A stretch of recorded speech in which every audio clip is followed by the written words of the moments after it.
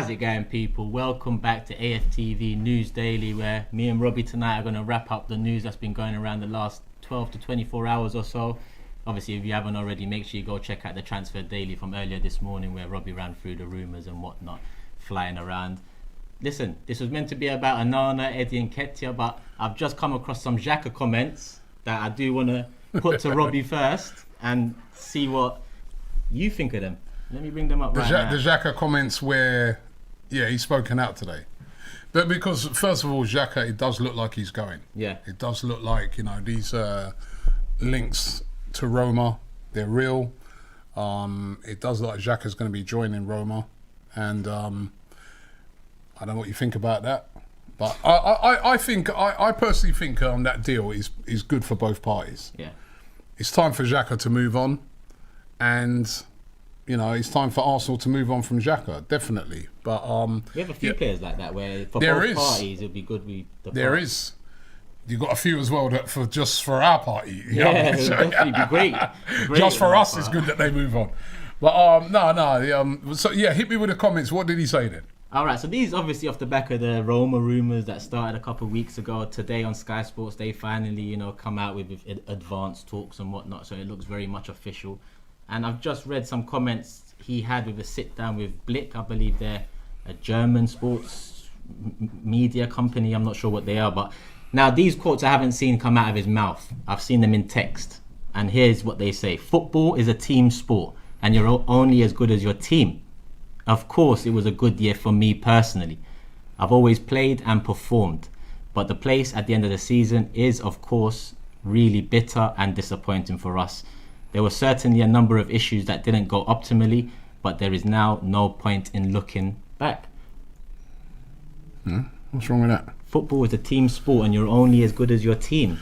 Again, I think it's one of these things. I know you're jumping on it, right? But I think it's one of these things that, for me, has been taken out of context. I would have liked to have seen the context in which he said it. Because to me, it's almost like he's saying, I think I had a good season, personally, but the team didn't. Yeah. So, I had a good season, but it means nothing because we still finish 8th. That's how I'm reading it. Yeah. Although there's other people, I know people are reading it the other way. Yeah, because even if it is that way, where it's like, I had a great season, but the team are crap. Even if it is that way, Rob, experienced players, great players, they want to win things, so they wouldn't look at themselves as having a good season. Yeah, but he's saying that's what he's saying though. He's saying that. I had a decent season, but at the end of the day, it means nothing because we didn't do anything. He's got a lot of responsibility there, though. A lot of the leadership comes down to him. So if the team hasn't had a good season, then one of the leaders surely takes a lot more responsibility. Come on, man. What's wrong with him saying that? Because he's putting it on the rest of the team. It's like he's saying, you're only as good as your team. Well, who are you talking about then? No, but that's what he's talking about himself. He's like, so that's how I'm reading it. I had a good season. Yeah. But you're only as good as your team. So even though I had a good season, really and truly, it means nothing because the team didn't have a good season. And then he adds, of course it was a good year for me. Of course it was a good... Yeah, it's not of course. There's no of course there. I think sometimes, man, it's serious. We just got to see... I bet if we saw that interview and if it was like, we don't know what languages was done in and stuff like that. I bet if we saw that interview, the right context... I don't know, man. He seems to be a dressing room guy. Granit Xhaka seems like he's a guy that's loved by the players, right? And that's why I think he always plays, because he's a team guy. Yeah, I really do feel that. He may not perform to how we've wanted him to perform, but I think he's a team guy. But it's time for him to go. It's time for him to move on. 100% it's time for him to move on. I think you're right. He has been a big person in the dressing room in the last 5 years. Whether you agree that's part of the problem or not, I would tend to agree. I still think it's very derogatory the way he's come out here. And I did mention at the beginning that I haven't seen these words come out of his mouth directly, hence the context you mentioned. It could be taken out of context. But couple these up with the quotes a couple of weeks ago about Mourinho sees what I can do and stuff like that. He's essentially sending slide digs where he feels like he's maybe undervalued. Slide digs to you because you don't like him. I don't know Granit Xhaka. But as a footballer, I don't like him as a footballer. No, I think with Granit Xhaka, and I did a podcast with DT, and we were talking about it, and I said this to him in the podcast as well. That's gonna be out tomorrow, by the way, right? I said this to him in the podcast, right? I did an interview for BBC Yeah. about Xhaka. I think it's going to be, I'm not even sure when it's coming out, but it's coming out for the Euros. Okay. And they asked me a question. They said, great Xhaka moment for you. And I was like, I couldn't think of one. And that's kind of summed him up. Over the time that he's been at Arsenal, he's never, I can never remember saying, boy, see that game? Yeah. Xhaka ran that game. Xhaka was the guy, you know what I mean? Yeah. I've never, I don't know. I don't know if you, what would your Xhaka moment be? The only thing I can remember is when he stormed off the pitch. Yeah. And That's the only, but positive moments. I mean, he's been involved in, you know, us winning the FA Cup and things like that. yeah. But I don't know. I asked this on my channel, Rob, and I came up with his free kick against Crystal Palace as one moment that stood out. And then one of the viewers watching, he reminded me that in that same game he conceded a penalty and we drew the game. So that's not a game we can look at Xhaka and say. I look at Diaby, who had an injury-ravaged career at Arsenal, but you can still see that Liverpool game and say that's what Diaby should have been. Cazorla, injury-ravaged time at Arsenal. You look at the Man City game and you see that's Cazorla. Yeah, but I look at Cazorla and if you ask me a big moment for him, I can look at when FA Cup final, when we're down and out and he hits that free kick. Yeah. I mean, that's what I'm supposed to immediately come to mind. But I'm saying with Granit Xhaka, unless the only thing I can say, which I said in the interview was, is he one of those players that we won't realise some of the things he did until he's gone? I highly doubt that. In all honesty, I highly doubt that. Like, look, you've asked me a great moment with Granit Xhaka. I've been going games home and away for over 5 years, over 10 years. I've seen Xhaka home and away, and I can't pick one. Robbie, you've done the same, and I can't. And as I said, all I remember is that incident, and that incident still stays there. You know what I mean? To me, that's a bit of a stain on his Arsenal career because he was a captain. Yeah.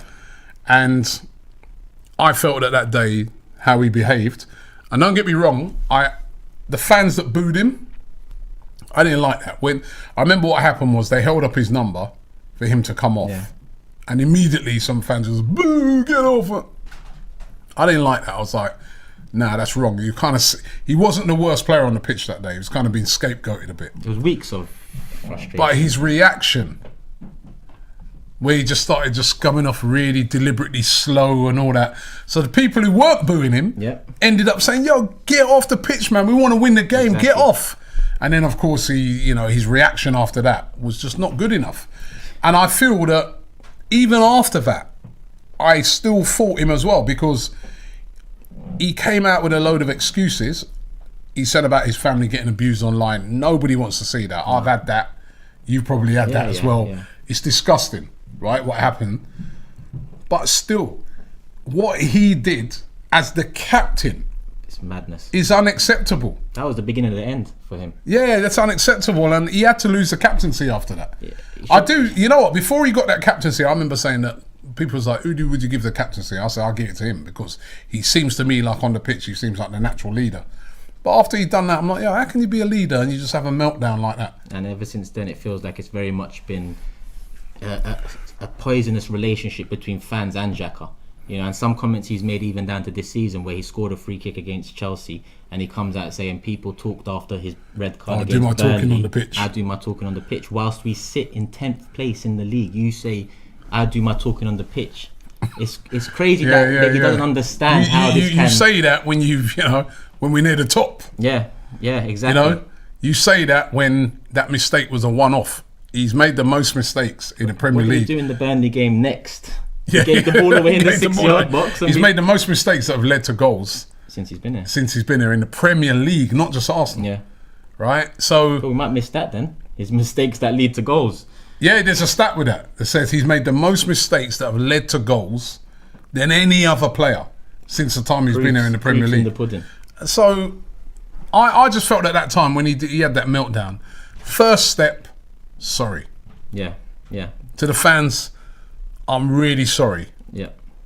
But he didn't do that. He tried to skirt around it. He tried to create, say there were mitigating reasons why.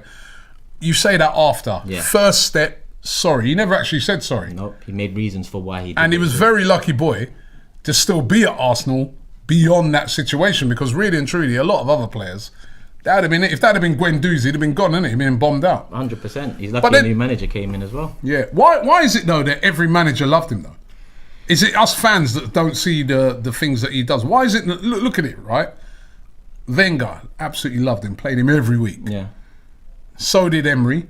So did Arteta. Now look at the manager who's asking to get him. Mourinho, not no little joke manager. Yeah. Mourinho wants him. Are they seeing something we don't see? What I think it is like, let's say, look, Rob, I've come into AFTV. Let's say I don't like the size of this mug here, or I just don't like the shape of it or something. And I say to you, Rob, come on, get me a bigger mug. Like, I need some more volume to this. And you say, listen, we haven't got the resources for that. I have to make do with this mug. I have to make do with it. Or I get rid of it and I don't have no mug. What would I prefer? I'd rather the mug on the table with some volume in it than no mug. But in an ideal world, you're calling him a mug, are you? No. It just happens to be that the mug is the analogy I'm using here. But I'm just saying, you get my drift. It's the ownership that comes into play, and a lot of these managers' hands were. Wenger bought him, so I wouldn't say Wenger's hands were tied. He bought him at a time where I think we could have got Kante, and you see Kante lifting Champions League now, whereas you see Xhaka. Say no more there. Emery, I'd say hands a bit tied behind his back. Arteta, again, hands tied behind their back. No, but they played him every week. I don't know, man. They played him every week. And then Arteta could have got rid of him.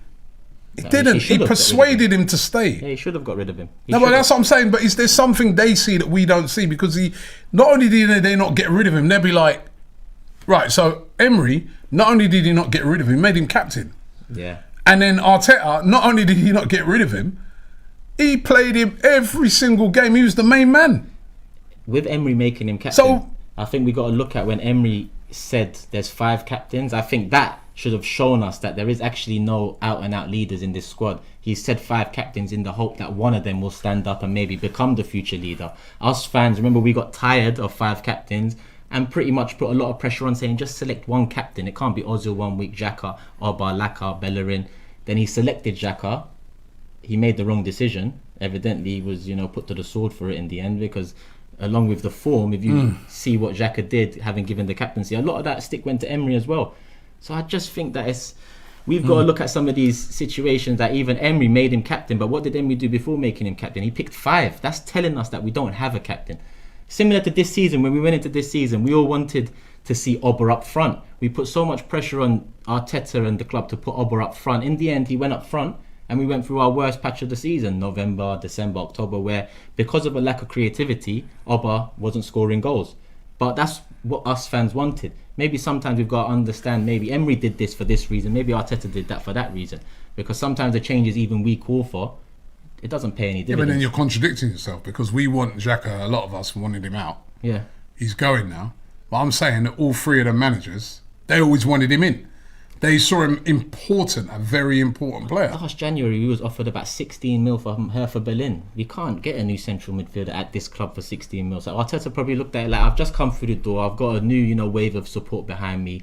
Do I get 16 mil or do I keep Granit Xhaka? He probably thought to himself, I'm going to keep Granit Xhaka because 16 mil is not going to get me anything. Well, what are they selling him for now? More or less the same sort of thing. 18 mil, because it hasn't worked out again. But yeah, you're and he's right. had a good season, apparently. You're right. Some of these managers should have done maybe due diligence before coming into their role and understanding who we're tired of. But at the same time, I can actually understand them trying to go with the experience, because in most businesses, if you go with experience, you're going with the safer option, not at Arsenal.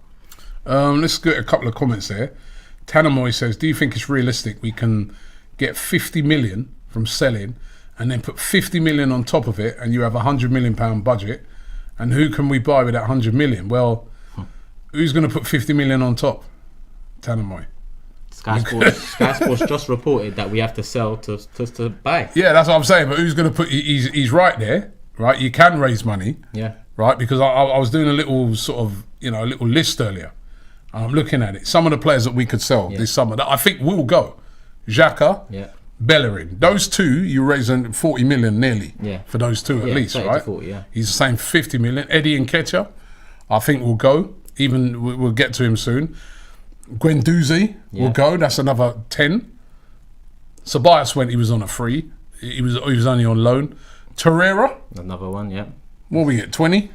It's going to be hard to get 20 for Torreira because he ain't really done nothing, has he he? expressed he wanted to go to Boca at the end of the season because he's tired of, European. But, they paid the 25 million for him. Yeah. Kolasinac, not going to get a lot for him, but you get something. Yeah, and Ainsley Maitland-Niles, you could get like a 15, 20 off of that. So he could easily raise over 50 million. Yeah. That's what I'm asking him. Who does he think's going to put that 50 million on top? That's the big because issue. they ain't going to be the Cronkies. That's for sure. They ain't putting no 50 million on top. Yeah. And I don't... Paramjeet, Turkish. Paramjeet says Xhaka was terrible. And Churaka says, do you think Ruben Neves is an upgrade? I do. I really do. I know Arsenal fans have all of a sudden, got the hump about it because it might not be the ideal player you wanted in the middle. But listen, coming into this summer, we need a Basuma. Just because we're linked with Neves doesn't mean we don't need Basuma or should want Still Basuma. need Basuma. Exactly. I see Neves and Basuma potentially coming in and us being a lot better off with it. Yeah, listen, I think I've heard a lot, and I think the other day I was even with James. Yeah. He's like, Neves. He said, Neves is a good player, man. Yeah. Ruben Neves, a couple of seasons ago, I don't think he had the greatest of seasons last year. But as you was pointing out to me earlier before we did the show, there's a lot of players that didn't have a great season. Nah. Even guys like Mane, Sterling, these top players. Aubameyang didn't have a great season last year. Maybe it could be the lack of fans or whatever. But Ruben Neves, for me, I like him. I think he's a good player. Yeah. I think that's the sort of player, if he come in, he would be better at Arsenal than he is at Wolves. I really do. So I agree, because the way Wolves play as well is not on the back foot, but they're not very expansive. Yeah, they play that three at the back. And so it holds him back. I think there's more to come from Neves. I was a big fan 3-4 years ago when they was coming into the Premier League, and he helped them a lot. So I think scores goals from outside the box, which we never ever do. And it's a threat. Even if he's not scoring, he's attracting the attention of defenders. We don't have that midfielder that can score outside the box at the moment. Andy Arsenal says, buy Xhaka. It sounds like not like he's saying that very endearing. My burner account. He's not saying that. He says this club better not buy Sander Berg as a replacement. I can see that coming. I think he's a decent player. No, I'm not on it. That's definitely my burner account. Andy Arsenal, trust me. Big up. Listen, Andy. he ain't the answer. Sander Berg is not the answer. But do you know what? I remember the first time I saw that Sander Berg playing, and I was like, "Who's that?" He's all right, man. The way I see him, he's a useful player. But but he's not that player that's gonna. Yeah. The next step for Arsenal for me has to be try to get in the top 4. Yeah, it has to be. Regardless Sander Berg going backwards, it has to be getting back into top 4. I know it sounds laughable finishing 8th twice, but we need to remember where we got fed up, and that was of top 4. Yeah. Azza says Kostic, Hoffman, Grifo, 3 midfielders. A good amount of goals and assists in the Bundesliga this season. Also, who is your Basuma backup? My Basuma backup is Basuma, right? That's what I want to see. Basuma coming, right? And let me just remind you, Azza, Kostic, Hoffman and Grifo, 3 midfielders with a good amount of goals and assists in the Bundesliga this season. Where do we buy Xhaka from? Yeah, that might not be the right market for us at the moment. That might not be. Kolasinac, the Bundesliga.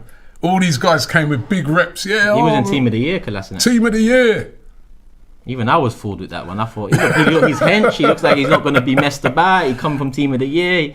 In his first couple of games, he got an assist and a goal, I think. I thought, cool, this guy. Yeah. And in the end, I think what it is, right? And again, we were talking about this today. Stats. Yeah. Stats are, listen, they're very important. They're killing football. But you've got to look deeper into stats sometimes. It's like people are saying to me, look, Buendia's stats are amazing, man. Yeah, in the Championship. Yeah. Oh, yeah, but when he was in the Premier League, it's amazing. I want to see, I'd like someone to do a deep dive into those stats to see who he got those assists and goals against. I'm not hating on Buendia. Listen, if we'd have got Buendia, I'd have been happy. Yeah, you're just using him as an example. But I'm just using him as an example. That sometimes when it comes to stats here, who was it against? It matters. That does matter to me. Corner That takers, matters. Free kick takers, it matters. Yeah, who was it against? Because you know what? Willian had great, he was our top assister. Yeah, you want to see him back next year? That's another one I didn't put on my list. It should go. Yeah? Keep him off the list. To go. Oh, to go, yeah. That's another player to go. Twice on that list then, There's a lot of players that could be on the way out. Yeah. A lot, man. But finally, Rob, Finally, it's taken a long time. Finally. And the William one would be interesting because it's a player we've got in 1 year and got rid of the next year. That would be a change in the way we've done business. So usually we buy a player, it doesn't work out, and we just hold on to that player till he's gone for free. Simu says, we need Sabitzer. Good box-to-box midfielder. Yeah. I agree with that. Marcel Sabitzer plays for RB Leipzig. Box-to-box midfielder. He's got the right character. Yeah. Would suit the Premier League down to the bone. I see that Tottenham, they wanted him in January. They're interested in him. But he does apparently want to go this summer. Yeah, well, he's got a year left and he's not signing, so. Experienced player. A fighter. That's the sort of profile of player. I think he's about 27, I think he's now. He just turned 27. That's the type of player we need. I agree. I mean, that would be a good replacement for Xhaka. Even though he's slightly different. The other thing about Xhaka as well, and I want to ask you this. Yeah. What was he? Was he... No, I don't want you to say myth. That's what he was, a myth. No, but when I asked the question, was he a holding midfielder, an attacking midfielder, or a box-to-box midfielder? Which category was he in? You know when managers sometimes say we need a body there. That's what I think he was. He was a body because I can't put. Then they could have had me then. Well, they could have. They fucking could have, Rob. I'm being honest with you because all them roles you've mentioned, he's not any of them. He's not any of those categories. He was a body for us in the middle, and the most praise he's ever got is he doesn't take shit. Well, no, he don't. But that's what a body does. You put a body in the middle. Put yourself on the line if you need to. He was a body in the middle for us for 5 years. Right. He was a fridge. Someone said. Imagine. Scotto says Cecil and James have gotten older. The transition is mad. And Duke and Lay says, "Hi Robbie, do you think we'll sell Leno if Onana comes in?" Now you got some news on Onana. I know that. Yeah, so Onana's ban has been reduced. Obviously, it's I think news Arsenal have been waiting for because our interest sparked a few weeks ago. I think before the season even ended. It's been reduced so he can play again November the 3rd, and he's available for training again September the 3rd. So that opens up the option to potentially buy him. The question about him or Leno, I think we're in a position where we need to buy a keeper that's going to challenge Leno or potentially replace Leno, because Leno 3 years in, although he's had the majority of those 3 years I'd give him credit for, I think he needs to be challenged, and at the moment it seems like he's even unsure about his future at the club. I don't see why they'd be looking to sell Leno. I see this on Onana as coming in to, like you said, to compete. Yeah. Compete for that place. Plus, as well, he won't be able to play till what? November. So Ronison can cover until then. Oh my God. That's our League Cup gone for the season. Matt Ryan, you free? Yeah, a couple month contract. We can't have Ronison because suppose something happened to Leno at the start of the season. Listen, put your seatbelt on, Rob. Yeah, because we're in for another one. We're in for another. That again, season. That's another. That's who signed. Who signed? Donedu. Donedu, mate. He's on his jet ski over somewhere doing deals. I don't know what's going on. Nero says, "Why are Spurs talking to Conte, but we're not?" Well, they're not talking to Conte. Yeah. They've got a manager, Fonseca, they've brought in today. Yeah. Who's the actual Roma manager, who they got rid of. He's coming to Spurs, and then Spurs got rid of their manager, and he's gone to Roma. In the end, it's banter, but Nero makes a good point in the sense, I guess he's saying Tottenham were actually interested in Conte, and when we was in for a manager, we never went for the heights of a Mourinho or a Conte, and I get that, and that does show something. But at the same time, obviously Tottenham's level has also been shown as well with the rejection and the Fonseca appointment. Yeah, but like you said, they were interested in they were interested in and that Conte, hurts. and it does hurt, man, because those are the sort of people, I personally think that Mikel Arteta is very lucky to still be in charge of Arsenal. 2 8th place finishes is simply not good enough, and I just look on it and I say somebody like Antonio Conte would be perfect for Arsenal. He knows this league. He's been there, done it. He's just won the league in Italy. He's won the league in the Premier League. He would be fantastic. Disciplined. Yeah. Respected. Gets teams playing. He gets players working. And you can trust him, as in a process that he brings. You can trust Conte. Now, whether he gets it from above, if we was to bring in a manager like that, that's another story. But bringing in Arteta and telling us to trust the process, It's hard. The thing about Conte though, he wants funds. That's why he's left Inter Milan. Yeah, and that's why he rejected Tottenham probably. Yeah, and of course that's why he rejected them. When I saw them talking to him, I'm like, what are they talking to him about? Yeah. They're trying to learn some Italian or something. Because I mean, if the manager is an ambitious manager and that, and he's looking, why would It's true. He probably got told Kane's going to be sold and we're going to buy this player from this league, and he said, "Nah, this is too much." He probably said, "I want Lukaku." They said, "Nah, it's out of our remit," and that was that. Wilson says Eddie has to go, blood. No, Fair enough. That's it. But he's got Eddie and Nketiah. The chat is that he's on the verge of getting a new contract. Yeah, that's what I've been seeing today on Twitter and online. Like, I'm not sure where the sources have come from, but if that is true, that is the nonsense that Arsenal need to leave behind. Well, let me just. This guy here, what was it? Prince. He says, "Good day, guys. Why is Nketiah given another contract? I think he should be sold along with the fringe players that are not playing regularly." For me, the only reason I can see why they're giving him a new contract is contract value. Yeah, his contract is up in 2022. He has no value. He's got 1 year left. He does have value. No, not for me. He does. But what value? You just said 10 mil on the sheet there. Well, it's better than nothing, isn't it? Yeah, but let it. The contract we're going to give him. I don't think. Well, you think he's worth 10 mil now? If they give him a contract, they might be able to get like 15 mil. If he was sought after with a year left on his contract, teams would be coming in to test the waters now. They're not. So what value is there? Apparently, Leeds have the same Leeds that loaned him and only played him once. Crystal Palace apparently interested. And I'd rather get that deal done, Rob. I think we need to move on from some of the players that. No, but if you give, I'm saying they're probably giving him a 1 year. All right, if they give an extension to his contract, right, you can loan him as well. You can loan him out, and suppose they loan him out, he starts banging in the goals. Do you remember that guy called Joe Willock?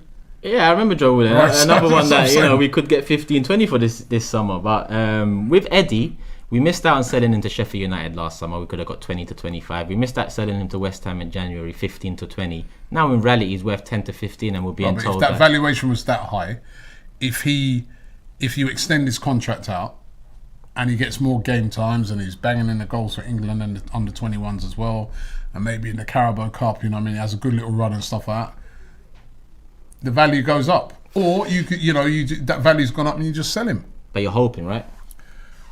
Yeah, you're kind of hoping, but I think he's still a young guy. He's still 22. He is a young guy. I just feel like his value has come with things he's done outside of Arsenal so far, like the England under 21 record, like maybe a loan spell and coming off the bench and getting a few goals at Leeds and whatnot. Since he's come back to Arsenal, literally since he came back last January, his stock has gone lower and lower every single month.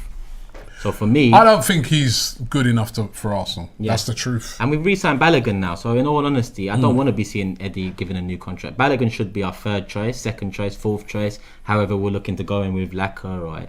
It's a difficult one, but I think there's a lot of people saying Balogun should start, and they ain't even seen him play. And that's another one. I don't know. I'm not sold on Balogun yet because I haven't seen him play. We got to see what he can do first. Yeah, but how the fans are nowadays. A bit of action and they run away with it.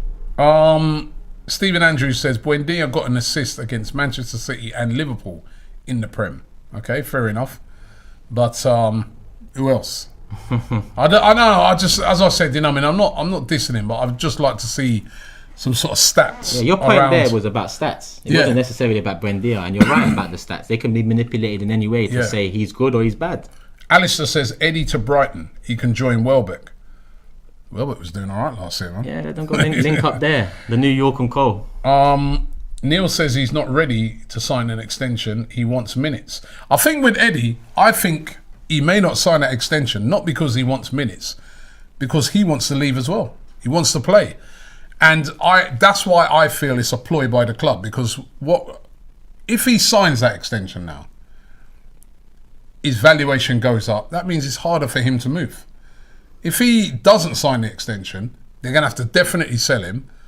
They're not going to be able to ask big money for him, and he'll be able to get a move to more or less, he'll have bigger choices of where he can go. So that's why I think that, I don't think they're giving him an extension because they're desperate to keep Eddie Nketiah. I really don't think so. Well, listen, the extension, I hope that's just a rumour and it dies. Because if he's worth 10 million today and he signs an extension tomorrow, he's worth 10 million next week, in my opinion. That doesn't change it for me. The interest from other clubs might change it, but for me, the contract alone doesn't. If we re-sign him to a new contract without no interest shown this summer, with a year left, that would be so silly for the club to do.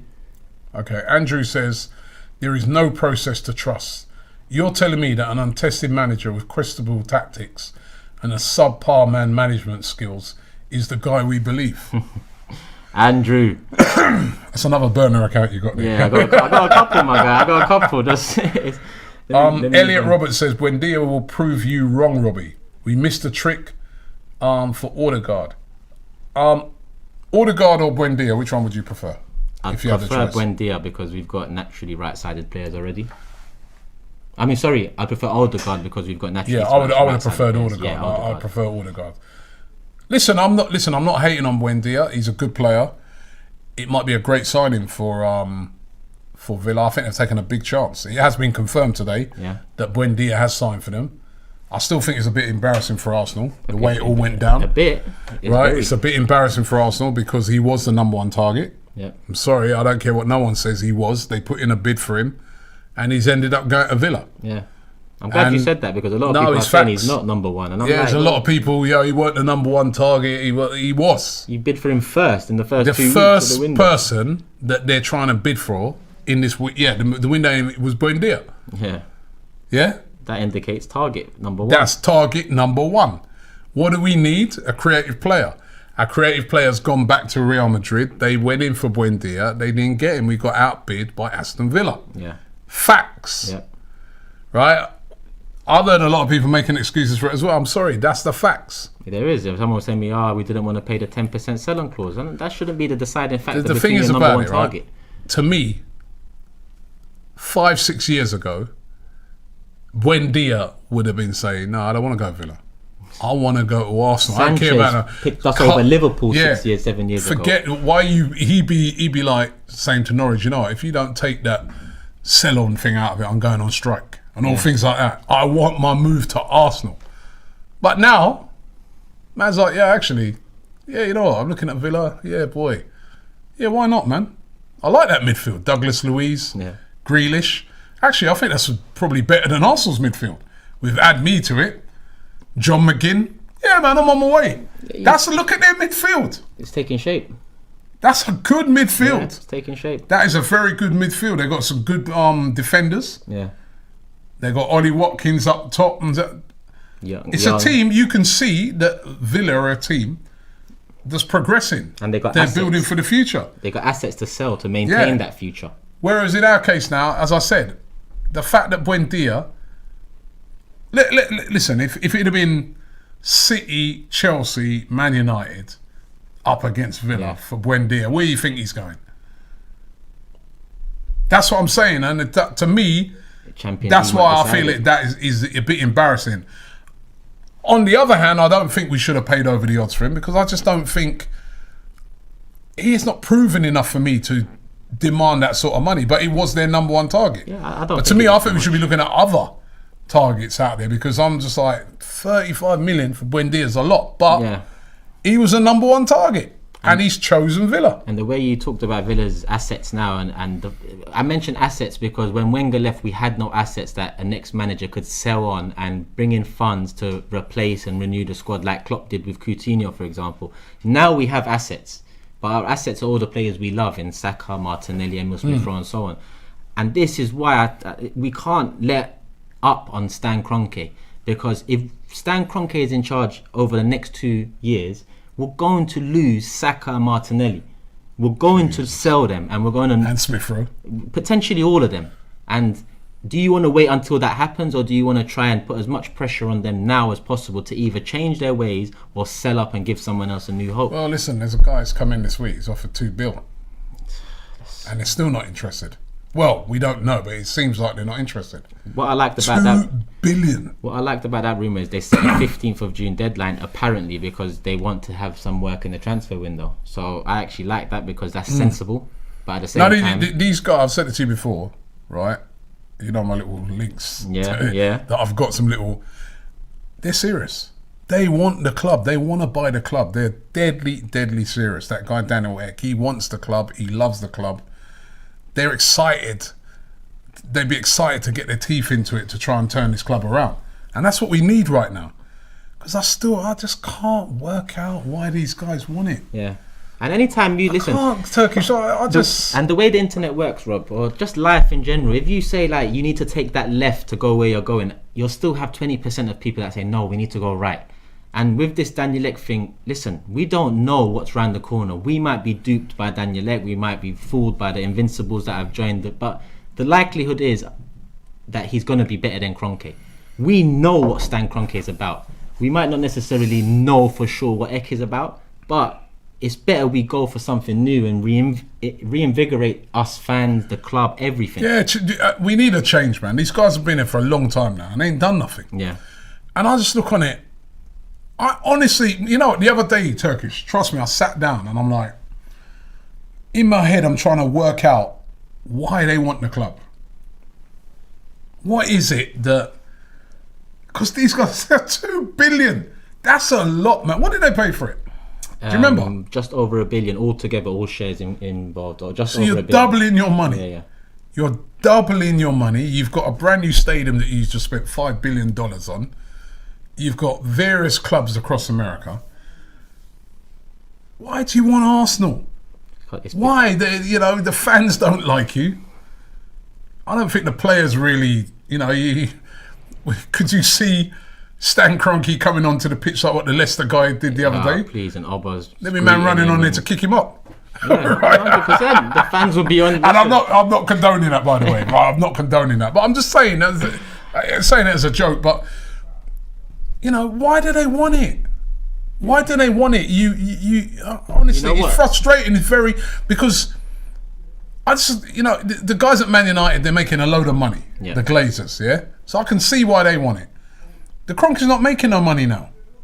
They're hoping the asset increases in value. How?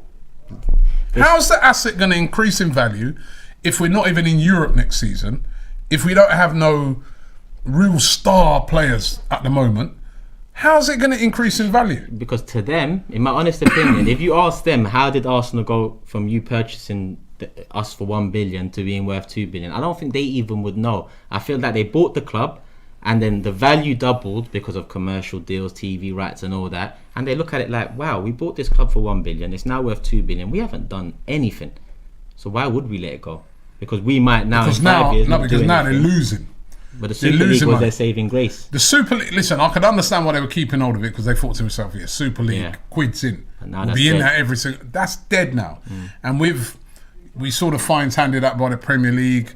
The government got involved and said, if any repeat of this, they even said the Premier League, isn't it? If they ever try to go back into it again, they'd be thrown out of the league and stuff like that. I see it. So that's dead. It's only been 2 months. So the only way to get to that golden goose is you're going to have to earn it. And to earn it, you're going to have to go and spend a load of money. And so you're going to have to rebuild this squad and you're going to have to buy players because the reality of it right now in the Premier League is not like back in the day when it was Arsenal, Man United. No. Yeah? No. It's now Man City, Chelsea, and they can go every year as strong as you like with the money they've got. Yeah. Man United, always spending money on players, whether they got the right manager or not, but they always spend money. Look at their squad, right? Then you've got other teams like Leicester coming through. Yeah, you got Liverpool. Let's not forget Liverpool. Yeah, they come back up. Yeah. Yeah, you got Tottenham. Yeah, that's Everton. It's mad. Villa. The competitions. That's 8 teams already that are all spending. That are all so the only way back to the Champions League and top 4, where they used to get that automatic every year. The only way back to that is to spend. Yep. They're going to have to, like that guy said earlier, put 50 million on top. To be honest, they need to put more than that on top. Definitely. Arsenal right now need to be spending about £200 million. Yeah. It's going to be difficult to attract players because you know, somebody like I mentioned earlier, like a Marcel Sabitzer, where I'm like, he'd be perfect for Arsenal. He's used to Champions You League. ring him up and you say, yeah, Marcel, you know, we want to bring you in and that. He's like, yo, how's the Champions League going? Yeah. Well, yeah, bro, you're not even in the Nations League. Plus, I don't play in them thing. I don't play in no Nations League. I don't play in a Europa League. I'm a Champions That's League. how you know guy. Conference League is done at. Man called it Nations League. Nations Conference, they're all done at, man. All these new Conference competitions. League. I don't play in them things, man. Yeah. So none of them top line players, the only way you get them is you've got to spend the money. It's like when Chelsea were out of Europe, they spent big. Yeah. They got Conte and they spent big. It's crazy. Right? So if they're not prepared to do that, next year we won't be in the top 4. We probably won't be in the top 6. And the year after that, and the year after. They're hoping for luck. Yeah. They're hoping that Arteta pulls something out of the bag extraordinary that gets us into the top 4. But I look on it like this. Like Pochettino did at Tottenham. That's Yeah, what but I just look on it now and I'm thinking there's so many teams, right, that do spend, that do have good players. It's difficulty of getting into that top 4. Look at Leicester. The last 2 seasons, the reason why they didn't get into the top 4 is because they don't have the squad. Yeah. Yeah, Harvey Barnes got injured. Maddison got injured towards the end of the season. Some of those players that have been on fire, a couple of them dropped out. The other players that they're bringing through, not quite good enough. They didn't make the top 4. Man United, who have, you know, a really good squad, maybe not a great manager, but a really good squad, overtook them last year and got in. This year, Chelsea have got, you know, spent loads of money on their squad, having a poor season. But you know what? When it comes down to the wire now, the crunch, because of their squad, they're able to pit Leicester. Leicester are probably going to have to get into the top 4, going to have to go again and spend a bit more money as well. And they are, again. Edouard, So that's what I'm saying. Samari. I'm very worried about Arsenal at the moment under these owners. The other night, Turkish, yeah, my son's at the moment, he's at a trial at Leicester, yeah? And I went, the first time I went to their training ground. Yeah. Sweet, yeah. Unreal. It's on par. What I saw there, that's on par with Arsenal's training ground. It's, you know, it's unbelievable. It's brand new. They spent £80 million on it. All the same sort of things I see at Arsenal, they've got there. All the pitches, you know, like mega dome and golf court. They got, it's all the same. These teams now, that's why it's getting closer and closer with those type of teams. That's why we're in 8th. Yeah. We need to look at that. It's not a coincidence why we're in 8th. It's not like, oh, we've just had a little bad spell, so we dropped to 8th. Look at our players. It's sad because it's been so long, Rob, yeah, that all the clout we had when Kroenke first came in, and we had a lot of clout when Kroenke first showed interest in, you know, 2006-7. We had a lot of clout. We was just invincible. We just reached Champions League final. We had legends at the club. We had great players, young ones coming through in Fabregas. We had so much. We're in London, you know, we had money. We was top 5 globally for revenue. You come into 2021 now, and what clout do we have? We still have London. Because We're in London. We haven't been moved, yeah, unless he moves us to LA. He'll probably move us out of London. Yeah, that might be the last thing he has to do. But we don't have London. We have London, and that's it, Rob. Now we're relying on money, which we haven't had over the last 17 years, apparently, to turn the corner. But have to spend money now. But that's why we actually are with the Leicesters and Evertons now, regardless of our history and invincibles. Right now, as a team where players are looking at the British clubs and saying, who would I want to join and what level are Arsenal at the moment? That is our level. Leicester, Everton, Tottenham. That is the level. That's why I bring up like even things like the training ground, because I'm like, one of the things that I remember a coach saying to me one time that the most important thing for a player when he goes to a football club is the training ground, because that's where he is every day. He's not at the Emirates every day. He's not at the King Power every day. He's at the training ground. Yeah. Right? So that has to be right. That facility has to be. They go and they see a top-notch training ground. They're like, wow. Yeah. But I'm saying other teams have got that now. It's exactly. Other teams have got top-notch training grounds. Too slow. So they're caught up. Yeah. And for us now to push back away, got to spend. And that's who we're fighting against now. Aston Villa, Leicester, Everton, you know, Tottenham. That's where we're at. Let's be honest. That's where we're at, and it's because it's been so long. You just said that Villa, they just bought Buendia. Beat us to him, you know. That's what Everton last season they bought players like Alan, James Rodriguez. Yeah. Yeah, they've got Richarlison. These are top players. You know, You could see what they're trying to do. Leicester, they're on the verge of buying that Boubagari Samara, yeah. Good player from Lille. Just won the league in France, and they've got good players on top. Indeed, he's one of the best. Apparently, they want Edouard, the striker from Celtic. Edouard is, they're on the verge of getting Edouard. Right. We've got to look at these clubs and these teams, right? These are the teams in and around us, right? Well, not even in and around us, ahead of us. Right now, yeah. Right? As we said, Villa, Buendia, McGinn, Yeah. Douglas Luiz, Grealish. Grealish. Don't forget that one. Yeah? You know, the midfield of Leicester, Maddison, Harvey Barnes, Ndidi, Tielemans. Yo, listen, if anybody out there thinks that we are going to get back without spending, just look around at you. Just look around at some of the other teams and look around at some of the positions and some of the players that they have. It never used to be like that when it was us and Man United. Trust me. Things have moved on. Trust me. It's not just Chelsea and Liverpool and United we got to worry about, and City, because they're way ahead of us. It's these other teams.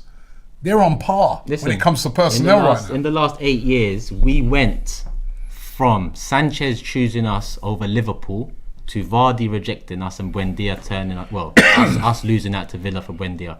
We've gone from Sanchez choosing us over Liverpool to that in the last 7 years, 8 years. That should just say it all. Andrew Antonio says, hate to be the naysayer, but not having European football has meant that we're at the mercy of agents. Clubs now know to throw in Edu when they're negotiating. Yes, he is right. You know, I mean, no European football, but you know what? We could do being out of it because we haven't got the team to compete in it right now. You know, so yeah. And Kroenke doesn't deserve the money that European football brings in. Yeah, us fans do, but he doesn't. You know, and is he gonna use that money to do the right thing? Rosdog11 says, how do you fit Basuma, Partey, Neves and Smith Rowe all in the midfield? You don't. You have rotation. You have a squad. You have a squad. I'm just, that's what I'm saying about Leicester. It's because their squad wasn't strong enough. Yeah. Their starting 11 is excellent. But the actual squad, they lost that kid at the back, Justin. Yeah. They lost Soyuncu at the beginning of the season. Soyuncu was out. They had a lot of injuries actually. They had the most this season. Yeah, they had more. People talking about Liverpool, they had more. Yeah. But the squads of Liverpool, that's why they were able to, in Liverpool, go on a little run and push over the line. The squad of Chelsea. Yeah. That's why they overturned Leicester. And if your squad is not good enough, you get found out. Because it's a long season. When push comes to shove, you get found out, you know. It's a long season, man. It's a long season. Smithstreet says Fabregas has never been replaced. Where's our consistent 15 plus assist midfielder? Listen, slowly but surely they've lowered the standards of the club and the players. You know, they've done it very, very cleverly from their perspective. But from ours, you know, we've got to realise what they've done and try and turn it around now. That's all we can do. Bruno Crine says Arsenal are a mid-table club. Because shall I tell you what I mean by that? When we had Vieira and everyone, and then we had Song wasn't the worst, but at that time, I felt like we needed better than Song. But now with Xhaka, I feel like give me Song any day of the week. But when I had Song, I wanted Vieira. So slowly but surely, the standards have dropped to the point where we're comparing to the one 5 or 10 years ago. 5 or 10 years ago wasn't Thierry Henry and Vieira and Perez and all them, man. So the reality is we've dropped off so far and for so long that we don't have that weight of invincibles anymore for players to come. And as I said, we've dropped off at the same time. Teams have got very ambitious. Yeah, exactly. Where the money's been spread around. Yeah. And if that's all we have now, money in London, then a lot of clubs have money. So.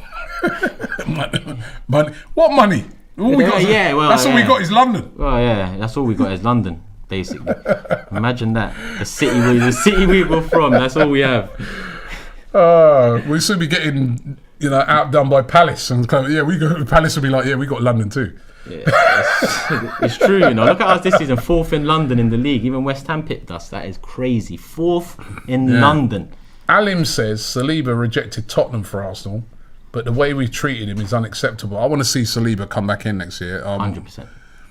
What's your thoughts on you want to see him? Yeah, 100%. We have to see him now. I mean, look, it doesn't look like centre back is a priority this summer, and there is bigger priorities. So Saliba has to come. It has to be Saliba, Gabriel starting next season, or that 27 million deal makes no sense. It has to be them two starting. Alex Sucre says Xhaka's helped this club a lot. Let's give him some respect. That's not my burner account. Basically, I think he's joking, man. That's a good joke, Alex. No, he's not joking. I mean, he's. You know, it's like when a player's leaving now, people want to, they've got to get a bit about it and everything. And listen, I do. The violins and all of that come out and all of that. I do think he gave his best. Yeah, his best just not good enough. Yeah, it wasn't good enough, but he gave his best. That's fair. I'll give that. Yeah. So I don't think. I never ever got the impression of Xhaka going out on the pitch, and I never saw him just walking around and. Yeah. You know what I mean? He gave his best. It just weren't. He hasn't got the character, enough. Like he hasn't got the quality of character, but he did give his best. I'll give him. Yeah, Rosdog11 says, which positions would you invest in? Definitely has to be central midfield and right back. That is the main priorities by far. What do you think? Right back, central midfield. Right back, left back. Oh, back up. Yeah. Right. Defensive midfielder. Yeah. Attacking midfielder, a creative midfielder. I agree. And another attacking midfielder. 5 there. Right? And possibly a striker. Depending on what we do. With the striker thing, if worse comes to the worst, we could hold on to what we got for a little bit longer. Yeah. I want to see the striker ones. See, for instance, today we were linked with this guy, Alexander Isak. Yeah. Swedish international. Plays for Real Sociedad, had a good season last year. Is he better than Lacazette though? I don't think so. I don't know, man. I haven't seen the strikers that I see out there lighting up the place. We can't get those strikers. Yeah, that's the sad reality. Yeah, so I'm like, I don't want to just get a striker in because he's a striker. I want to get better than what we've got. So in that case, I'd put the priority on those other positions. Official TS at 286 says Lamptey, Aarons, Basuma, Neves, and Aouar. Yeah, well, one of Aarons or Lamptey I'll take, and the rest of them I'll take. Well, not Aouar. I'll put Odegaard ahead of Aouar. Been a bit worried about Lamptey's injury. A lot of injuries last season, isn't it? That's true. I think Lamptey has the higher ceiling, but I think Aarons is more reliable in terms of being consistent. So, Hishrab Singh says Bilotti, who we'll see in the we'll see him tomorrow, Turkish. Yeah, we will see him tomorrow. Italy versus Turkey. By the way, everybody, Italy versus Turkey tomorrow. Get over onto the Don Robbie channel, right? On that channel, of course, it's all we do all football teams. We're covering the Euros. We're doing all 51 games. Kicking off at the Box Park tomorrow. Big show that. Turkey versus Italy. Come on. Representing Turkey is not Turkey. Yeah, it's Turkish. Come on. Turkish.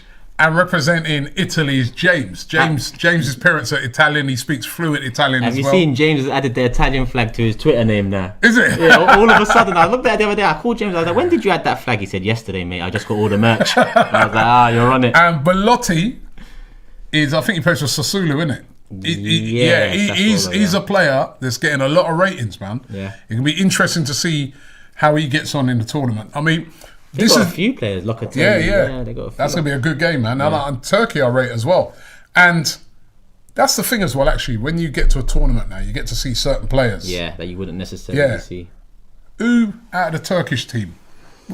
Now, there was one guy that I asked you about earlier. Yeah. Who I'm not even going to try and pronounce his name because when I pronounced it the other day on my Transfer Daily, and then when you told me how to pronounce it. Butchered it. I think anybody would butcher that because it's a difficult name to pronounce. It is, because with the C at the start of the surname, there's the little bit at the bottom of the C that makes it a cha, not a ka. So most people are saying Kalanolo. And even the Ola is Oglu because it's a silent G. Yeah, that's why I said it's a silent G. Chalanolo. Chananalo. Yeah, that's good enough. You haven't got that, the mother tongue of, so... He's been linked with us. AC Milan he plays for, Turkish international. He's good, but he's not what we need right now. I'll be honest. There's a few players in dishing the depths on the Turkish players. Nah, What's going on? It's not that. Listen, I thought you want a couple of them in. Over the last couple of summers, I said Demiral, we went and bought Socrates. I said Soyuncu, we went and bought Louise. You know, those are two defenders that would have improved our side immensely, and they're worth. Demiral's a good player. He is a good player. Yeah. He's a very good defender. I think Zeki Çelik at Lille, the right back, we've been linked to. Been linked with him. Yeah. Been linked with him. Lille had 3 Turkish players that won the league. It was Yazıcı as well. He's at attacking mid. Burak Yilmaz up top. They've won the league. Yilmaz's been on there. fire. 35 years of age, but he's been on fire. Hoping to have a big tournament from him. But I think if I had to pick one that Arsenal should potentially look at, Çelik is one good option to look at because we need a right back. But we can't get Soyuncu, Demiral. You just want to get a Turkish man in the team, innit? Yeah, we need a couple of them. We need a couple of them, man. Yeah, we've never had a Turkish man in the team. So We've never had a Turkish player, yeah. it's mad. No, hold on, didn't we? We had a... Ozjakup. Yeah. Yeah, but I don't think He didn't actually play, but yeah. Dramatic 12 says, James against Turkish. Love the underdogs. Turkey coming up with the win. Love from Houston, Texas. Come on, love for that. It's going to be a good game. I'm looking forward to that game. I can't wait. I'm I'm looking telling forward. you, you know, we'll see the real football fan side of me. The way Arsenal have, you know, bled me dry of all the love I've had, you will see the football fan Yeah, version. you better mind Turkey don't do the same thing to you as well. Alright, listen, but if they do, I'll let them off with it because my hopes for Turkey ain't as big as my hopes for Arsenal. That's what it is. Alright, Mahesh says the players being linked with us shows that our rivals are no longer City, United, Liverpool or Chelsea. Yeah. We're rivals to Aston Villa, Everton and West Ham. I want to know if Arsenal's season ticket price is more than Man City and United combined. Well, not far off. It's not far off at all, and that is the reality. That is our More level. expensive than combined. Maybe it ain't far off. Transfer window wise, that is our level. And funny enough, it's always been our level. Don't let a 70 million Pepe or a 40 million Ozil fool us. Like that bit part payment that we done for Pepe is costing us even this summer with Buendia. You know, that's potentially part of the reason why we couldn't stump up the extra fund because we're still paying off deals from 4 years ago, 3 years ago, 2 years ago. That is every club, to be fair. That is every club, but you see when you make a risk like that and Man United do it, they're assuming they're going to be in Champions League. Arsenal 2 years ago, Josh Kroenke came out, on top of saying be excited, he told us that we've got a Champions League wage bill, you know, with a Europa League budget. Fair enough. But 2 years after signing Pepe, you've got a Champions League, Europa League wage bill with no Europe. So the lack of forward thinking has cost us yet again. So I'm like, why don't you just sell it, man? Sell the club. Sell the club. It's about time. I really hope that Ek makes a third bid on top of that 2 billion just to really get the job done. Yeah. Nogerson says Onana, Celik, Mitchell, Basuma, Odegaard, Dembele or Ings would be a good start in the rebuild. Ings has got a year left on his contract. He's been linked to Man City. If you ask me, but Ings' injury problems are a concern. That's the only concern I'd have. Bakuta says, this is so negative. Are we now blaming Pepe? No, we're not blaming Pepe. Come on, how can you blame Pepe had Pepe? a good season, man. We're not blaming Pepe. Pepe had a good season. And I think Pepe will be better next year as well. I want to see the manager unleash Pepe. Give him more. a start Trust him for the season. Trust 15, 20 Pepe games. next season. You know what I mean? Because he still doesn't seem to trust him. You know? And Wayne Sage says, rubbish argument about players we're being linked with. Liverpool bought players from Hull and a relegated Newcastle.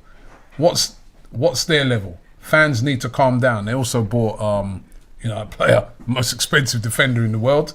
They bought the most expensive goalkeeper in the world. Yeah, so it's a bit of give and take. When they bought Salah, even though people say, but Salah was not really... No, he was killing it over there in Serie A for Roma. That was a big signing when they bought him. Yeah. Right? So it's a bit of a myth if you think that Liverpool, they bought, a player from Hull, but it's a bit of a myth to think that they don't spend big money. They do. I look at Liverpool and Tottenham, and the difference between them in terms of, crossing the line, in my honest opinion, Tottenham had a season where they were second, third, or whatever they was in Champions League. They didn't build on that. They had a couple summers where they didn't buy anyone. Yeah. Liverpool had a lot of the pieces in place, and they thought to themselves, we need Van Dijk and we need Alisson. Slap the money down, last 2 pieces of the jigsaw set, Champions League, Premier League title. That's what Tottenham didn't do. And you know the other thing that Liverpool did? They had an elite manager. On top of that you can trust, respect. An elite manager. And that's why somebody like a Conte, is an elite manager, but, those managers get you over the line. Yeah.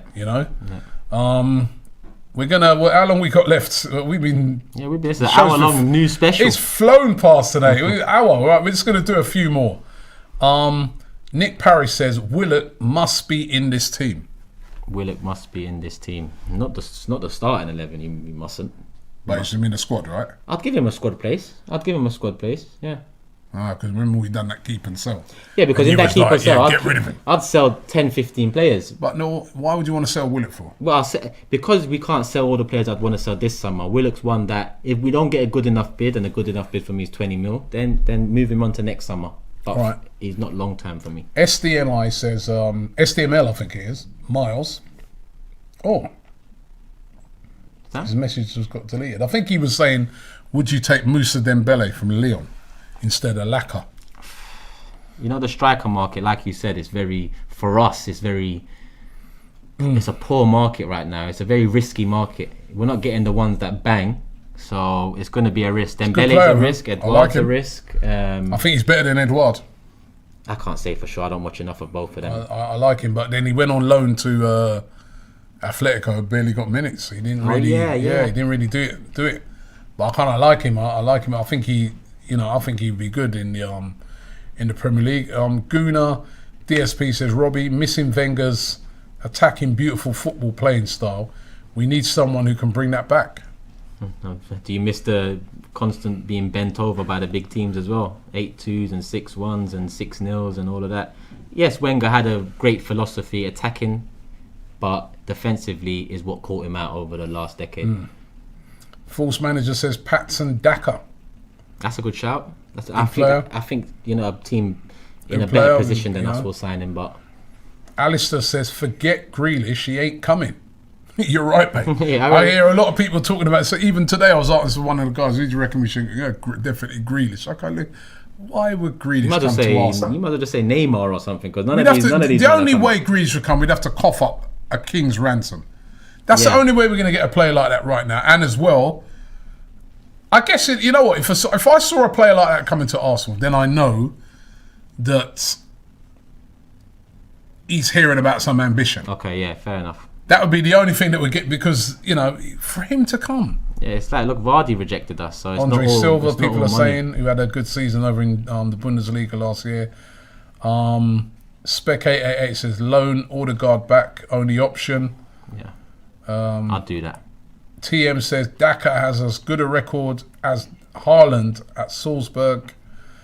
A lot of people have been talking about Daka. Big shoes to fill, Haaland, but Daka's done well. Ivan Toney says Arshal. It's going to be interesting to see how he gets on. He's another player, a bit like Buendia, who done brilliantly in the Championship last year. Broke the record. Yep. Mitchell says Buendia to Villa is just sad for us. It is. It's sad, but it's the reality. And the sooner we get with the reality, the maybe we can do something about it. Another one of your burner accounts. He says Kroenke needs to give up the club. They don't have what it takes, and they brought the American greediness to real football. Here we go. PB Fapal says, love from Nepal. Big up. Huge fan of AFTV, especially Troops and DT. Virgil van Dijk, a guy called Virgil van Dijk, says Coutinho. What about Coutinho? I don't know, man. We can't. Let's not get these players that have been tried, tested, and failed in other clubs. For me, I'm tired of all that. Yeah, but he might be failed at another club, but he could come and. Sometimes you get that, but for me, look at James Rodriguez. Yeah, he curtailed towards the end of the season, but I get you. Coutinho's not a Willian signing. Last summer, if you asked me between the two, I'd definitely put Coutinho. But now I think just Arsenal just sort it out. Stop bringing back players from these clubs. Alistair Brown says, Buendia is not Arsenal's saviour. Don't panic. Other players out there. Other players are available, as Ty would say. Listen, the saviour comes from above anyway. None of the players can be our saviour. Red Pappy 93 says, if Arteta doesn't work out this season, we should take a look at Graham Potter. Great brand of football. He just doesn't have the players in like Arsenal. Listen, I didn't. That's no disrespect to Graham Potter, but good manager, I didn't move in. But We Still didn't didn't move really- into Emirates to get Graham Potter without Europe 15 years later. You know, it's like we just said, Conte Yeah. being linked to Tottenham hurts because that's Conte. Potter would be an easy appointment. I get it, but still, like, let's start moving like a bigger club. Up North Gooner says St. Maximin. It's a good shout. I like St. Maximin. So do I. I like him. I like him. They want a lot of money for him. That again, that'd be like, they'd want 40 million. Yeah. Budu says Isco, excuse me, would be a good stopgap for Smith Rowe. Oh, no, Isco. I loved Isco maybe 6 years ago, but yeah, he hasn't worked out. And SM Planet says, what if Bellerin stays? Then it's a sad day. It's a sad day. Luka Jovic says Aria. Jovic. Yeah, Jovic he still interests me because when he was at who was he at before? At Frankfurt before Real Madrid. He's gone back to Frankfurt. Well, he was back at Frankfurt, wasn't He he? was pretty good. He looked like Yeah. a good striker, that old type of striker, finishes dinner. But then he went Real, it didn't work. But at Real, it hasn't worked out for a lot of players recently. So Mahesh says, I really miss a player like Sanchez. I used to be so passionate. I see glimpses of him in Martinelli. Torreira and Guendouzi were similar, but we're not used properly. Is the manager not used some of these players properly for you? I just don't know anymore, Rob. You know, Martinelli, because look up- he's. Martinelli's one. I Pepe's I another. look on it. I say Martinelli, Pepe, like you said, Yeah, not utilise those players. Yeah. Saliba, yeah, that's another one. Yeah, you know, even you could argue Guendouzi. yeah. I mean, guess. if his attitude's wrong, I mean, You understand it. We're not privy to what's going on. If the Yeah. attitude's not wrong, but you know, Alexander B says at this stage it makes no difference who we sign. I need to see results on the pitch. This is truly the darkest time for us in a long time for the long-suffering Gooners. And I'm only going to do 2 more now because we are out of time. Hey, we're an hour over and we still haven't Hour hit over. 1,000 likes, people. Get it up to 1,000 Hour likes before over. the video ends. Come on, man. If you want to see us back in the hot seat, then get it back to We have 1,000 to be likes. here a while for that, man. Nah, trust me. He said we have to be here a while. Get it up to 1,000 in 1 minute, people. Easily done. Come All on. right, Where's my Pappy says, writing out one of the highest XG. He might be a gem. Here we go again. There's XG and this, that. Oh, like I said, stats. What do you think of all these XG? You see, I honestly think sports science and stats have killed the football I used to love. you These know? men are expected. I want them to see them. Too much of that. I want to see the goals, not expected goals. I want to see them. Exactly. Too much of these stats and When delving I was into watching them. Henri and the man playing, the man never said that man are XG. Imagine that. Man just said Varavum. Now people look at Zidane's stats back in the day and they act like Zidane wasn't a great player because his stats don't live up to some of the play. Listen, I'm done with these stat merchants now. I'm done Arya with says you got a choice. I think he's giving a choice here: Neves or Basuma. it. I won't answer that question. It's not all. They're different Neves or players. Basuma. You got to answer the question. What do you mean you won't answer it? So if we had to take one, knowing they're completely different, yeah, is that what you're asking me? You got one. You can only pick one. Stop asking me questions. man. Basuma, Yeah, and we're on 1K, Basuma Rob. for Look that. at that. Jeez. Look at that, raising the All right. post, Rob. I Is want that that 'cause of raising you? the post. Look, it's that simple you? like that. Yeah, man. Come on, people. Is that you? Hassan says Haaland. Forget it. Trust me, times 100. Man said that maybe Alf Inga Haaland, maybe he'll come back and play. Another one of your bird accounts, Eugene G says, press the like button if you want the owners out. Come on, I should hit the 5K now. We got 5K You live. see those tactics? No, I love those tactics. Just like that. I'm going to do a couple more because we do. Yeah, we're enjoying, man. We are really enjoying it. And don't forget, you look forward to the Euro starting Am tomorrow. I looking for? I can't wait. I'm actually feeling like it's like the Champions League final tomorrow or something. I'm excited to sleep Boy, so I if can wake they up. lose, man. It's gonna If kill Turkey me. lose, It's We're gonna going kill to me. say James is going to But be on you. I'm proud we're back in a big tournament. That's Yeah, that's true. for Turkey. It's big to be in the tournament. Turkey are my dark horses. This one. So I've got The team that I think that nobody is thinking they got a chance. yeah, I saw they played Holland, man. 4-2 light work. They listened to it. Light work. We played France twice in the qualifiers. Didn't lose. 1 draw, 1 win. Yeah. Light work, and they're favourites. I heard. Light work. Light work. This is what we do over this side. Let's see if that work's still light tomorrow night. Right? Kirat says, what about Nabil Fekir? Oh no. That feels like Draxler to me. You know when you're just linked with someone every Nabil summer. Fekir is only 27. Yeah, but I just feel like we should have, even with Lacazette, I feel like we should have got Lacazette 2 years before we got him. We should have got Draxler a few years ago. We should have got Fekir 2 years ago. I just keep on thinking like we're just going back to the ones we missed out on. Let's start moving forward. I like Fekir, don't get it twisted. I like him, but I just think we should have signed him at a different stage in his career. Peyton says, Turkish, Holland will have their revenge. No way, man. We're going to play each other one more time. It's World Cup qualifiers as well. Light work, like I said, light work. Hey, yo, people are cutting this, you know. You already know how this thing works already. It's calm, clip this it. This is getting clipped. Clip it, don't worry, man. Oz F says, Robbie, can you set up a contest for American Gooners to meet you? You know what? I was doing over on AFTV VIP today. I met with a load of fans on there. Like we did like one-on-one talks. So get over onto there, and it was called a VIP club, and get involved in that. And yeah, we're meeting. But yeah, no, listen. It's always great to talk to American Gooners, man. So knowledgeable. I'd love to go over there. I'm still thinking about, we're doing the pre-season tour in Florida, but at the moment, we're not even allowed to go over there. Is that what they're saying? Yeah, you're not supposed to travel. I was hoping we could just get out there, Florida, Yeah, man, I could do with a bit of Florida right Trust now. me. I'll tell you. Right, couple more. Josh Nketiah says, join the online protests against the Rams and the Kroenke companies. Oh, I didn't see that. Is that your another burner account? Join the online protest against the... Oh, is that when they're... so I think fans are spamming the pages of LA Rams. Actually, one of the players from LA Rams, I think it was Rams, or one of the players from Kroenke's team came out, American clubs, came out and said, Arsenal fans, you're really passionate, and I think he says, I'm crazy, but can you stop messaging me and DMing me about Stan Kroenke or something like that? So I think everyone's just spamming them to try and... everyone's trying to do something, and I get it. I do get it.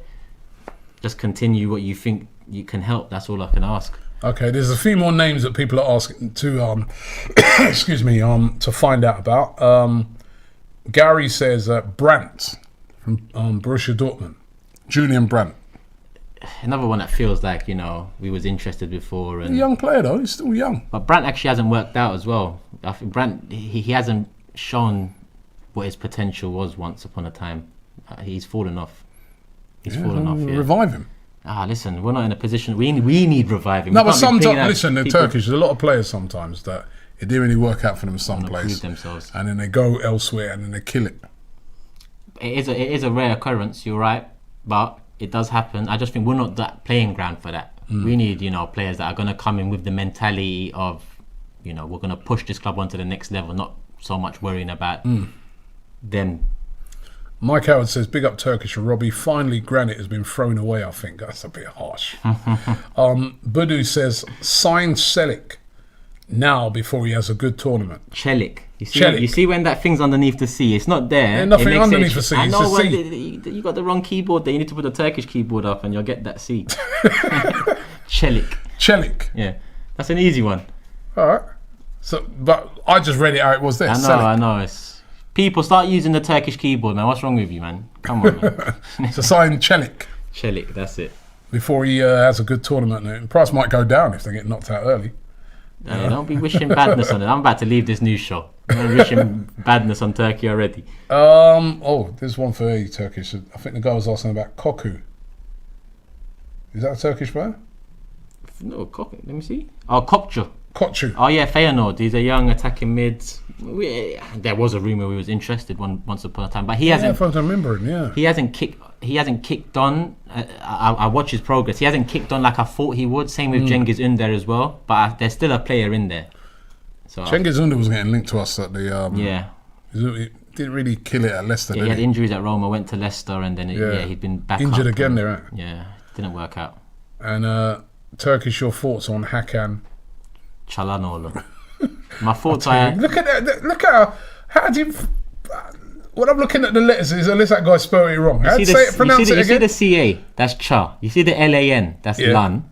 And then you see the OGLU, that's Olu. Çalhanoğlu. Çalhanoğlu. That's the best we're going to get. Don't look like that, man. Çalhanoğlu. Say it fast, Çalhanoğlu. Turkish language is hard to pronounce, bro. I know Sionchu. Soyuncu. It's not Sionchu. No, Soyuncu.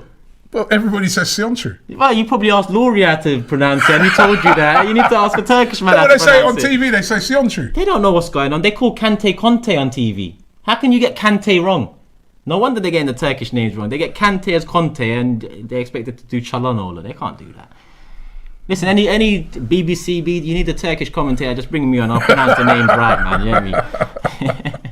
You go for a spliff at half time. Say no to all of that, people. Say no to all that. Uzair says, in Turkish, why is it when Arsenal sell players or let players go, they always get nothing out of the deal? Because we haven't got the right people. Look, Edu's doing our business now. Before that, it was Gazidis and so on. You know, we haven't had the right people in those positions. You know? I feel that he has bought players in recent times that would be valuable. So a guy like Martinelli, if they sold him, you know, there are some players like, you know, Gabriel, you know, these sort of players. If he's, you know, you're right. I mean, I saw today that Ben White, for instance, at Brighton, 50 million they want for him. Yeah, can you imagine? So what is Gabriel worth? I think he's got to be worth up there as well. Yeah, well, even though he's not English, there's but English tax on that. Yeah. And I'm gonna do the last couple now. Robbie's enjoying that here, you know. Imagine, come on, let's do it. Hey, listen, I've been here all day, you know. Man's got to go home, bro. I'm gonna eat something, right? Right. Actually, let me leave it to Turkish to do the last two. Should we do the last two? You do the last two. All right, cool. We got one here that says Turkish in, Robbie out. And that's not my burner. Read that one. All right. Another burner. Someone says, Arsha says, Partey Basuma is a defensive. Well, I guess you mean Partey Basuma would be your ideal pivot for next season. I'd love that. Harley says, my opinion, Neves is an upgrade for Xhaka, but is it worth it? Listen, if it's an upgrade, surely it's worth it. You know, we need to upgrade in a lot of positions. Tammy Abraham, I've seen a lot in the chat. Yeah, I've seen a lot of that. And you know what? I don't mind Tammy Abraham. Let me throw something to you. If Chelsea are really interested in Hakimi, then Reece James might not have a place in that. I can't see them. Hakimi for about like 70 million. But they matched it. Why would they match it if they're not interested? And that would probably leave Reece James looking for a club. We're in London. We've still got that clout, the London clout. They don't necessarily Reece James, are they? Why would you buy 60 million Hakimi? It doesn't make sense. Maybe Reece James would be about a similar sort of price. Yeah, I guess. There's English tax on that as well. It's true. He'd probably be the same. It's true. Bellingham, someone said there. Everyone's missed the boat on that as well, yeah? Bellingham. Missed out on that one. You see German clubs that's coming in and they're nicking these players now, man, and they're doing a good job of it as well. You know what? Let me just do this one. This is a guy I've seen play I really like. Pawali says, are we really in for Camavinga? Now, I don't know if we are, but he's quality. That would be a great signing. Quality player. Great signing. Quality player. Last time I saw really, I think, again, he's an Arsenal fan. You see that? Is he Arsenal fan, yeah? I didn't even see that. They're all Arsenal, these French players, all Arsenal fans, but so it's Arsenal fan and London. Yeah. And that's about all we got at the moment. Yeah, we need to utilise that. But I think Real Madrid were really interested, but they ain't really got that much money, Real Madrid. So, but Camavinga, he's still young. It'd be a great signing. 20, listen, out of the lot of them, if I could pick one, I'd even pick Camavinga ahead of Basuma. It's just I don't think it's going to happen. Well, Camavinga. The only thing with Camavinga, though, when I've seen him play, he's very similar to Partey. Yeah, he's very similar. So, I don't think... No, I'd still have Basuma, man. Basuma, we need a defensive midfielder. We've not had a defensive midfielder for years. I thought he was going to be Torreira. He should have been. He hasn't really proved to be that. Yeah. So, yeah. Right, listen, we've reached the end. And I've really, really enjoyed it. Turkish has been great. Thanks for having me on. Trust me, well, he signed over the channel to me, basically. So I've got Robbie today. This is the first time. This is the first time I've been on the new show this week, isn't it? In the evening one. Yeah, first one on. But you've been busy sorting out the Euro stuff. So. Yeah, and tomorrow you guys are coming from the Box Park. Yeah. Right, so it's gonna be live from the Box Park as well. So it's gonna be on your channel tomorrow. Yeah, but also News Daily's coming live from the Box Park. I think you're going to be, if the weather's good, up on Wembley Way. So that'd be good. So make sure you check it out tomorrow. Make sure you subscribe here to AFTV. Thanks for liking the video. And look out for Transfer Daily coming out in the morning. We'll be keeping you up to date with all the transfer rumours. Also, around about midday, All Guns Blazing podcast. Make sure you check that out as well. We heard you today with people cussing. We heard you. Why have you chopped it up? It's because what we wanted to do is like get more people listening to the podcast. I saw some people, he's trying to make money. No, we wanted to listen to the podcast as well. But listen, I know reading the comments, people like it as it is, right? So we're going to leave it as it is, right? So All Guns Blazing will be out full in its entirety tomorrow. So make sure you check that out, right? So that'll be coming out tomorrow. And have yourself a good evening. And I thought he was going to say good evening. Good evening. I actually thought that's what he was going to come out with. Just in conclusion, looks like Granit Xhaka is going to be on his way out of Arsenal. Wow. I think that's going to be quite a big moment, seeing as he's been here for such a long time. And Onana, you know, his band's been reduced, so he could be on his way into Arsenal, which I think that would be a positive signing. But for me, still back up to Leno. That's my feeling. Yeah, he needs to push him. Yeah. Thanks for watching the show. We'll see you tomorrow. Come on, people. Love.